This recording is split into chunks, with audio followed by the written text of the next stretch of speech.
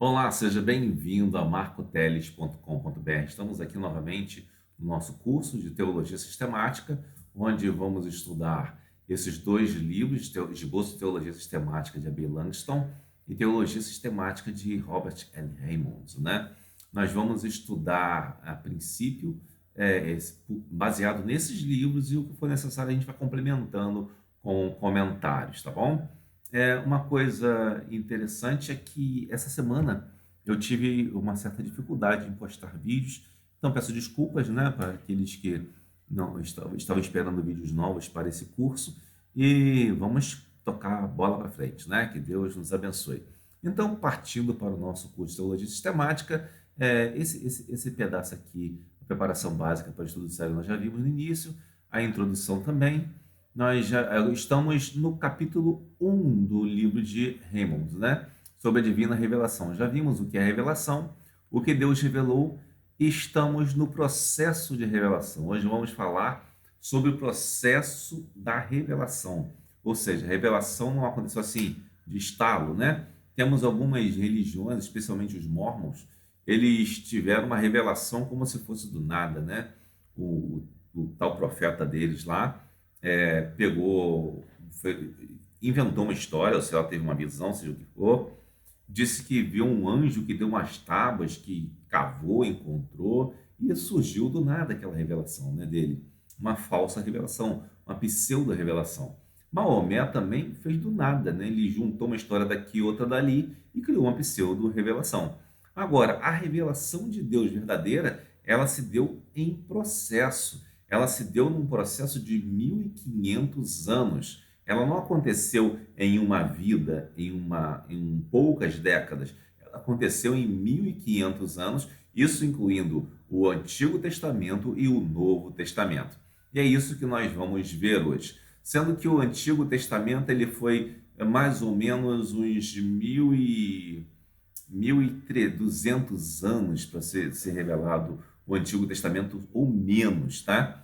Então, ou menos, que já é muita coisa, 1.200 anos, cerca de 1.000 anos, e 100 anos para o Novo Testamento. Então, vamos ver como ocorreu esse processo de revelação. Se ele foi um processo, nós já vimos que Deus se revela a nós na história, como nós vimos aqui nessa lição aqui, do que Deus revelou e o que é revelação, né? Você volta atrás, se você não acompanhou essa aula, vê lá. Uma coisa que eu quero avisar para você também, que é aluno do curso e que está na nossa classe lá no Google Classroom, ou Google Sala de Aula, é que agora eu vou fazer o seguinte para a avaliação, para ficar mais simples. Eu vi que muitos não têm tempo de responder as avaliações, né? E eu também tenho uma certa limitação de tempo também para isso. Então vamos fazer o seguinte, a partir de agora nós vamos fazer as aulas, você vai assistindo, vai participando das aulas, dos encontros que nós fizemos online, né, do curso de um modo geral, né, as aulas live, né, as lives ao vivo, então participe disso e vou deixar os testes lá embaixo para você responder. Quando você terminar de responder esses testes, tá bom? Eu vou verificar, vou dar a nota e conforme com a sua aprovação, obviamente, nós vamos passar para ti um certificado, você que já está cadastrado no curso. Quem não está, espere um pouquinho abrir novas vagas, tá bom? Que Deus nos abençoe. Então vamos lá, o processo de revelação, né? Primeira coisa que nós precisamos ver no processo de revelação, né, é que esse processo de revelação ocorreu por declarações da vontade divina. Não foi qualquer vontade que foi revelada. Foi a própria vontade de Deus e quem declarou foi o próprio Deus. Em alguns momentos Deus se revelou propriamente, ou outros diretamente, por exemplo, através da natureza, da criação. A criação não deixa de ser um tipo de testemunho de Deus, né? O Salmos diz: os céus proclamam a glória de Deus e o firmamento anuncia as obras das suas mãos. Ou seja, há um testemunho de Deus, há uma revelação na própria natureza, que o homem se torna indesculpável se ele disser que não acredita num Criador. É indesculpável. A própria a lógica da criação, a coerência das coisas, mostra que existe um Criador, um ser necessário. Mas algumas pessoas negam a Jesus. E por isso devemos tomar cuidado, porque muitos se perdem nesse tipo de coisa, né? E é importante que nós vejamos o seguinte, que esse processo de revelação ocorreu por declarações da vontade divina em períodos da história. Lembra que eu te falei que Deus se revelou na história? Por exemplo, no período pré-patriarcal, né? O período pré-patriarcal, podemos dizer aquele período da criação até o dilúvio, digamos assim, né? Depois do dilúvio, né? Antes do dilúvio. Embora o patriarcado tenha começado já com Sem e Caim, né? Já tenha criado os filhos de Deus e os filhos dos homens. Mas vamos considerar principalmente a partir depois do dilúvio, com os filhos de Noé. Depois que todos os homens foram mortos no dilúvio, né? Noé cria uma nova geração e todas as pessoas da terra são descendentes de Noé. Se alguém disser para você que algum tipo de pessoa é descendente de Caim, está mentindo, porque os descendentes de Caim, ou seja, os filhos dos homens, morreram quando o dilúvio ocorreu, tá bom? Então, cuidado com esse erro. Se nós considerarmos isso, nós podemos ver que no período pré-patriarcal, Deus fez suas declarações diretas pela instrumentalidade dos seus servos, como, por exemplo, o próprio Adão, Abel e Noé, né? Ele falou diretamente a eles. Em alguns casos, falou diretamente até a homens que não eram servos de Deus, como, por exemplo, Caim, né? Caim era uma pessoa que não temia Deus e Deus falou a Caim, exatamente. Então, nós vemos que eram declarações diretas de Deus nesse período inicial da história humana, né? E depois vemos o período patriarcal, onde Deus se revelou por teofanias, visões e sonhos. Bom, visões e sonhos acho que não precisa explicar, que dá para ter uma noção, né? Podemos explicar visão só um pouquinho para você ter uma noção? Visão é como se você sonhasse acordado, mas vendo com clareza, tá? Como aquilo está ali mesmo, né? Em alguns casos as pessoas podem confundir visões e sonhos, né, com um determinado tipo de problema psicológico, neurológico ou psiquiátrico, né?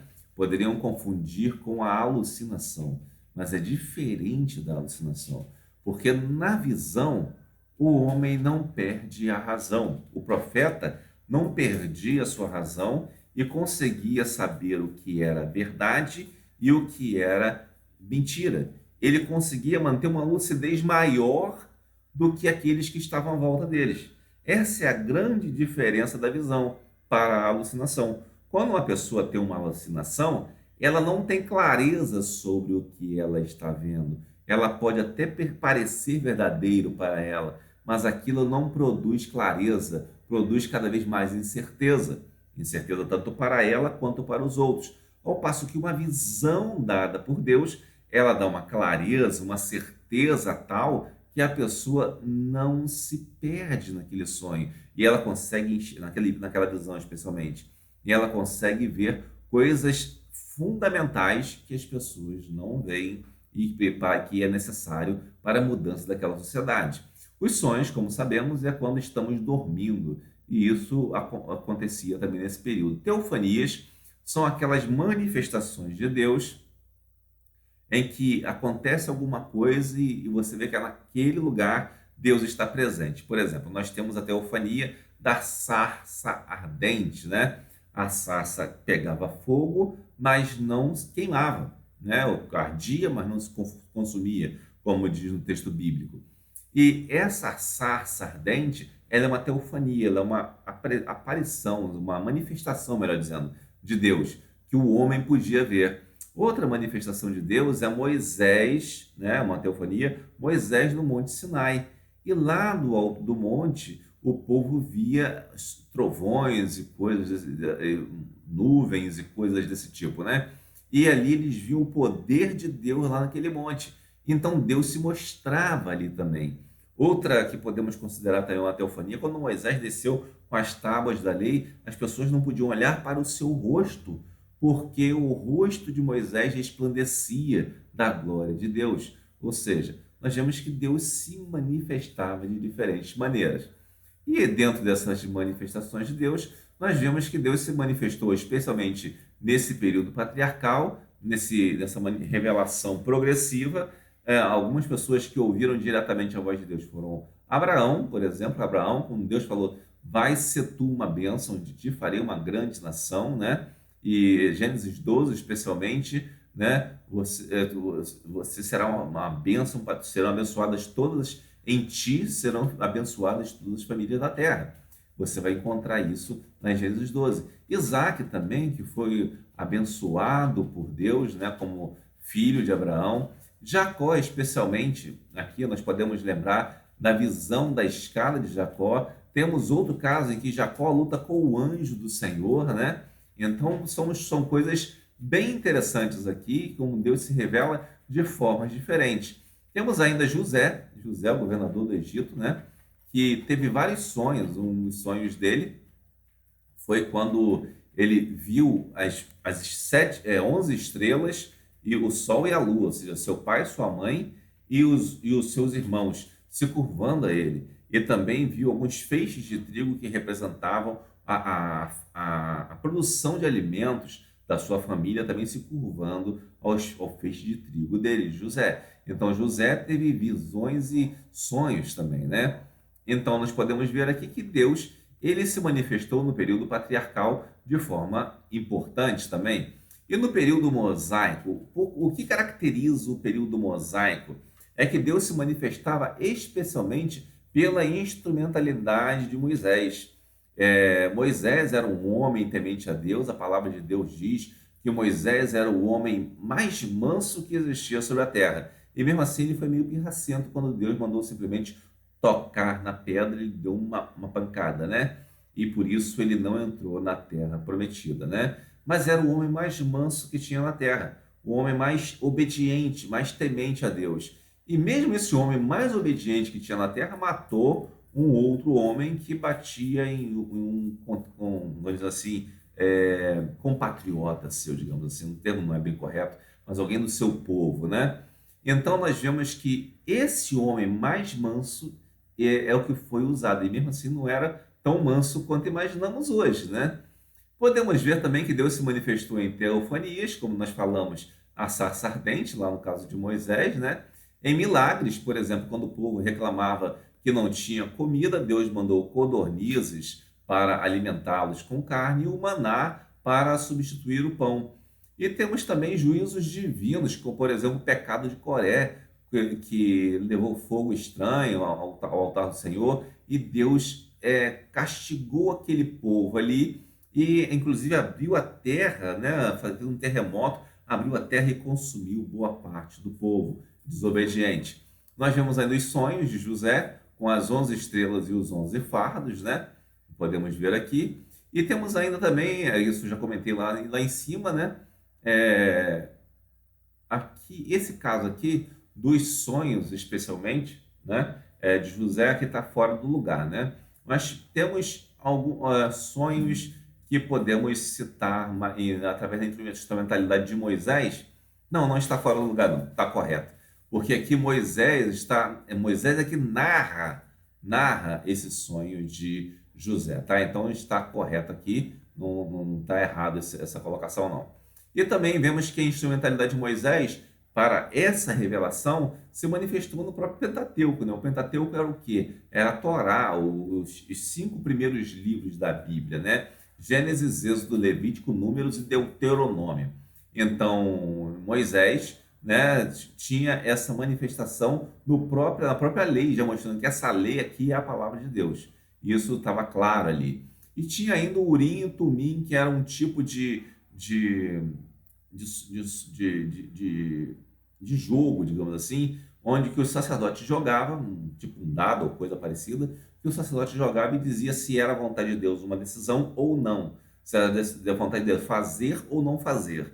Então isso era o Urim e Tumim. Depois posso pesquisar mais um pouquinho sobre o Urim e Tumim e tentar mostrar alguma coisa para vocês, mas não agora, porque aqui é só uma citação rápida, tá? Então nós vimos que no período mosaico, né, a instrumentalidade de Moisés foi importante, e logo depois do período mosaico, quando eles chegam à Terra Prometida, especialmente com Josué e Caleb, ocorre o período das conquistas. E Deus se revelou nesse período como? Diretamente, nós podemos ver isso claramente na queda de Jericó e na travessia do Jordão. O Jordão para e eles atravessam, né? E a queda de Jericó, eles rodam, circundam os muros de Jericó e as muralhas vêm abaixo, né? Não vamos entrar em detalhes, você já conhece essa história provavelmente. Vemos também no Pentateuco, né, propriamente dito, né, que Deus se revelou no período das conquistas, porque Samuel ensinava o Pentateuco, por exemplo, né? Os filhos de Eli, que cuidaram de Samuel, que era o sacerdote naquela época, eles estavam afastados da lei, mas Samuel voltou-se para a lei e ensinou a palavra de Deus. E vemos também que Josué prezava muito pela lei, né? Pelo Pentateuco, no nosso caso aqui, como nós chamamos. Porque lá em Josué 1 está dizendo, ser forte e corajoso, não temas nem te espantes, porque o Senhor teu Deus é contigo por onde quer que andares. E ao mesmo tempo diz, não aparta do teu coração o livro dessa lei. Ou seja, já no início de Josué é clamado para que a lei, o Pentateuco, né, a Torá, para como os judeus a chamam, não fosse apartado do seu coração. E o anjo do Senhor, por exemplo, também aqui nós vemos nesse período das conquistas, né, que inclui Juízes e Josué, especialmente os livros de Juízes, Josué e Ruth, né? O anjo do Senhor muitas vezes se manifestou. Um exemplo é o anúncio do nascimento de Sansão, onde a mãe de Sansão recebeu essa informação de que teria um filho e chamou seu esposo e tal, fizeram um sacrifício, o anjo subiu aos céus no fogo do sacrifício, né? Então nós vemos aqui que o anjo do Senhor também era uma forma de revelação da vontade de Deus, certo? Então nós já vimos até aqui, recapitulando para você não esquecer, que Deus se manifestou na revelação progressivamente no período patriarcal, pré-patriarcal, depois no patriarcal, depois no período mosaico, depois no período das conquistas. Aqui está errado, tá? É no período, tá? Esquece, vamos corrigir isso aqui depois. E ainda por cima, depois desse período das conquistas, veio o período do Reino Unido, onde Deus mostrou que sua soberania não pode ser contida em uma nação humana. As pessoas imaginavam que, como os outros tinham reis, especialmente o povo de Israel, né, vinham os outros povos com reis e queriam ter um rei também, pensando que talvez assim fossem mais, digamos, mais abençoados ou mais nobres por causa disso, né? Mas nós vimos que mesmo os melhores homens de Deus erram. Saul, por exemplo, ele foi escolhido por Deus, foi ungido por Deus, mas segundo o coração do homem, porque o povo queria um rei que tivesse uma aparência que pudesse representá-los. E Saul representava toda essa aparência realmente. Mas temos Davi. Davi foi o homem segundo o coração de Deus. A Bíblia nos diz que ele é o homem segundo o coração de Deus, porém, Davi adulterou com Batsabá, né? E o profeta Natã chamou a atenção de Davi, e Davi aceitou a punição dada por Deus, e porque ele se arrependeu e porque procurou a vontade de Deus, ele foi o homem segundo o coração de Deus, não porque ele era infalível, como pensam alguns, né? E Davi escreveu a maioria dos salmos, né? Então, portanto, ele teve revelação aqui desses salmos. Sabemos que os salmos são inspirados por Deus, tá? Então, nós vimos aqui Davi, por exemplo, como um exemplo no Reino Unido da revelação de Deus. Outro exemplo é Salomão, também no Reino Unido, que foi o homem mais sábio de sua época, que escreveu o livro de Provérbios e de Cantares. Entretanto, Salomão, mesmo tendo essa sabedoria, mesmo tendo a revelação de Deus em alguns momentos, ele casou com 1000 mulheres. Aqui ficou 100, mas é 1000 princesas, e com isso ele se corrompeu, né, pelos prazeres e coisas parecidas, e por ter feito muitas alianças com povos pagãos, ele acabou se corrompendo. Com isso, ele termina escrevendo Eclesiastes, onde ele mostra que tudo é vaidade, né? Ele discorre que tudo é vaidade naquilo que ele viu, naquilo que ele viveu, com toda a sabedoria que ele tinha, né? Então, nós vimos aqui no período do Reino Unido. Depois do período do Reino Unido, quando Salomão morre, o seu filho o sucede, e automaticamente ocorre um problema, porque o povo pede para diminuir os impostos, e é dito, o rei diz que deve ter mais impostos ainda. Então o povo se rebela e se separa, né? Quando Deus e nesse período do reino dividido, depois desse incidente, Deus repreendeu os reis maus e abençoou os reis fiéis, né? Por exemplo, Acabe e Jezabel, o rei e a rainha aqui em um determinado momento, eles foram repreendidos através do profeta Elias. E vemos um momento em que Jezabel era adoradora de Baal, né? Baal é o Alá dos muçulmanos, né? E Jezabel, que era adoradora de Baal, ela queria, Elias tinha coragem de encarar ela, quando ninguém tinha coragem de encarar Jezabel, devido à maldade que existia naquela pessoa, né? Então Elias encarou inclusive os 400 profetas de Baal, fez com que aqueles profetas erguessem o altar, ele ergueu também, né? E um altar a Deus, enquanto eles erguiam o altar a Baal, e ele mandou que colocassem fogo e que esperassem que desculpe, que colocassem ali as oferendas e que colocassem madeira para que aquilo fosse queimado. E na verdade esperou que Baal mandasse, sei lá, fogo do céu. E que disse que esperassem que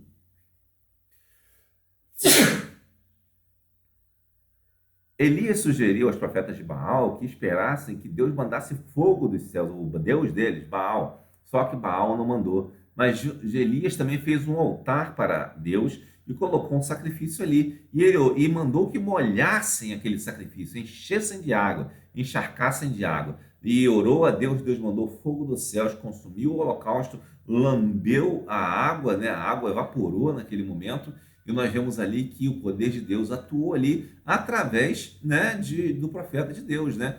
E soberanos bons como Josias e Davi foram abençoados, os reinos deles foram abençoados. Josias, por exemplo, se tornou rei aos 8 anos de idade e foi fiel a Deus. Só na sua morte que ele foi um pouco imprudente, porque ele foi fazer uma certa aliança sem consultar a Deus e acabou partindo para uma guerra desnecessariamente, né? Então, nós vemos aqui que Deus esteve no período do reino dividido. Estou citando só alguns exemplos para você ver a coerência da revelação, mas isso poderia fazer centenas de exemplos, claro, mas nós não temos tanto tempo para isso.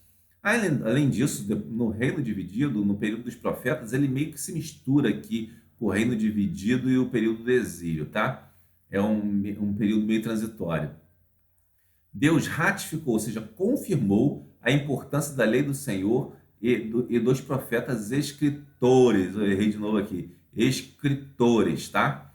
Ele ratificou, ele confirmou a importância da Torá. A Torá que estava escrita, os outros livros, né? Jó, Josué, Juízes, Ruth, Samuel, Crônicas, ele confirmou que esses livros eram importantes. E ainda assim deu também visões aos profetas, chamados de profetas escritores, porque foram profetas que não se focaram em pregar.